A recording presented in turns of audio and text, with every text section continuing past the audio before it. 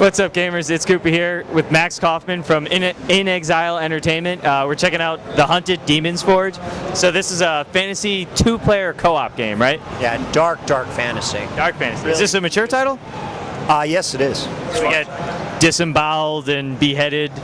Well, there's some, headshots and things like that. You can do execution moves. There's one execution where you're playing Katic, and you basically jump on top of this guy and you take your shield and right in his neck area there? chop off his Soft spot?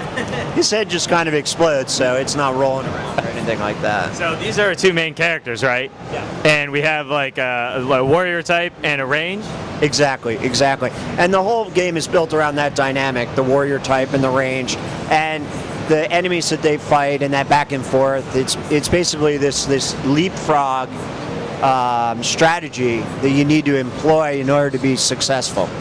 And we were just playing the co-op setup, and it's very clear that you guys design a lot of the spells for the co-op to help each other. So the range girl has frost arrows, which basically allowed my cameraman to trap guys, and then I'd rush in and start beating up on them. Do we learn more stuff like that later on? Yeah, there's another great spell called Sigil of Pain, which basically you put down a glyph, and it's an area of denial.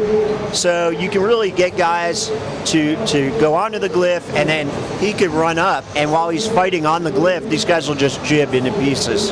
So it's this really cool strategy using that particular spell. And there's multiple difficulties levels, right? Yes. So that comes real crucial in the harder settings, is really using that synergy between the characters? Absolutely. There's also, at the lower settings, you can run and gun as the ranged or melee character, but as the difficulty settings go up, that kind of run and gun radius gets smaller. So it's another cool element of the game that as you progress through, you kind of get. So it starts off more cover based, and then it opens up, and then it comes back, and it. So what's the hook story-wise? What's going on between these two characters? Who's being hunted? Well, everybody's kind of being hunted. The people of the villages are being hunted by the Wargar. The Wargar are taking the people, you don't know where. Then eventually these guys start to get noticed. So basically the creatures are addicted to this liquid called slag.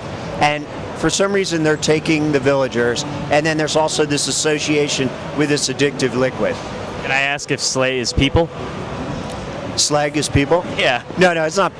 It's Soylent Green. But what it is you as a player have the opportunity to drink it. If you drink it, your character will change. You're making choices as you go. That's kind of like a moral decision you can choose. Yeah. But we put you in situations where it's really challenging.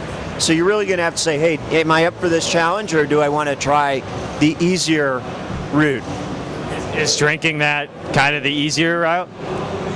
Well, it makes you very powerful for a short amount of time. So, the story, when we were playing, it was kind of a bit linear. Well, not the story, but the path. Is the story kind of like that? Are you really building the story during the gameplay?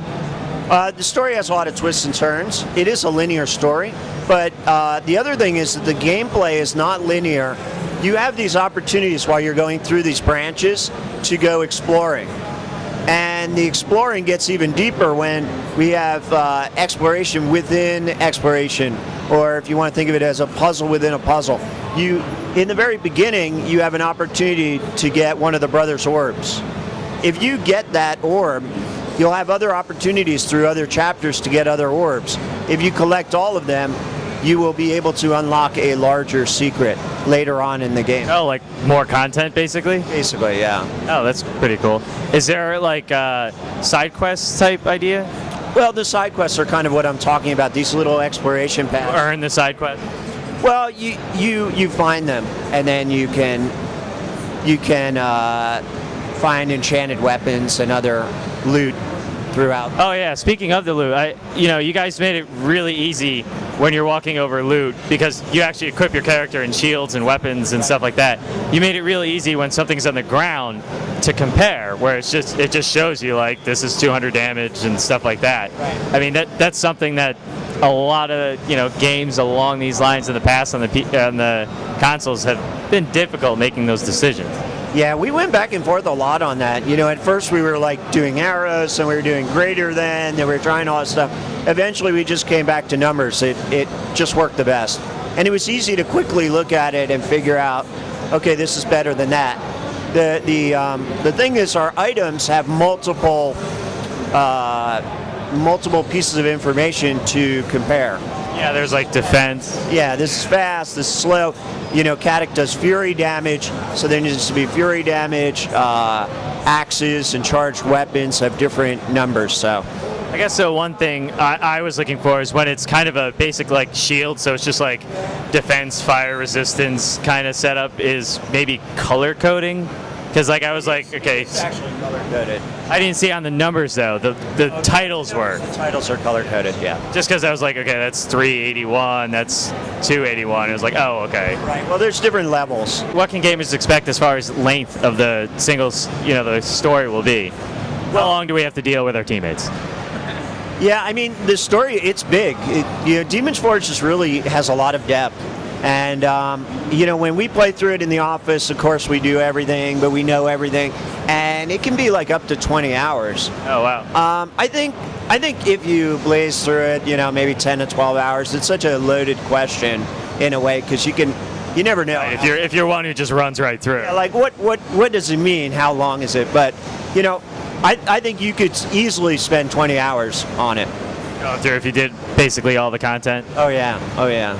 Great. It sounds great. Like a mix of a running gun shooter, but it's not. It's fantasy. You got your ranged and intensity of a shooter. Yeah, it's got a lot of fun elements. Really enjoy it. And now we have split screen that we added, so that's a lot of fun too. Split screen, LAN, and online, right? Yes, exactly. It's 2-player max co-op. 2-player, yeah. And it's coming out when? It's coming out June 1st. Yeah. 360, PS3, PC? Absolutely. Can't wait. Thanks so much.